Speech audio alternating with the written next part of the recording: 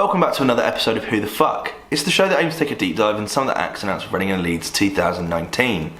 In today's video we're looking at Hot Milk. They're a emo-y kind of screamo-y band from Manchester. If you've never heard of them before, hopefully this video will help answer the question, who the f*** Hot Milk?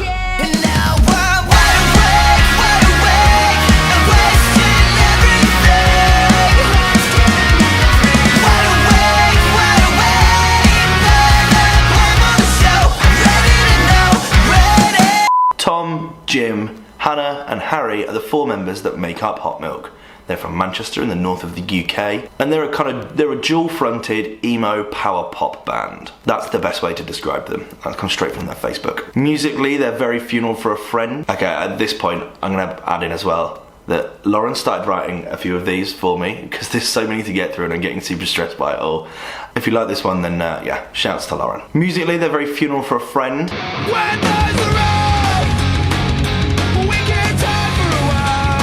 Big choruses, jangly guitars, very Paramore. Stand Atlantic. It's like skinny dipping in my cheese. Dream State.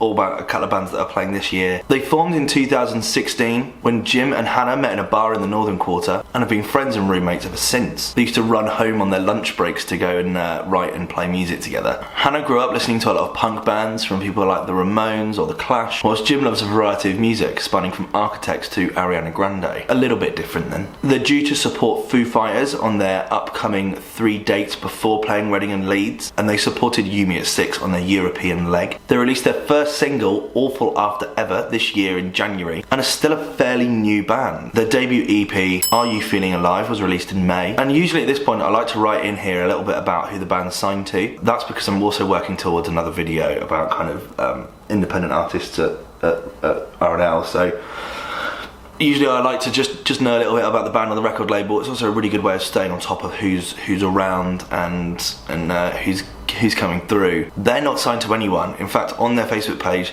they're listed as unsigned, which makes them completely independent, getting them instantly more respect for me. Their most popular record is the song Awful After Ever.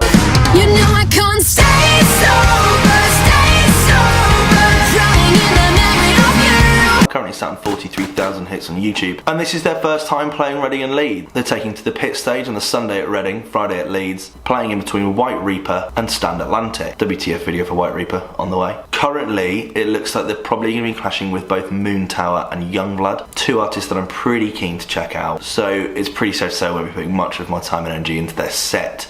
So on the likely to see scale, I'm going to be going with a 1 out of 10. What do you think? Have you seen them perform before? Are you a fan of their music?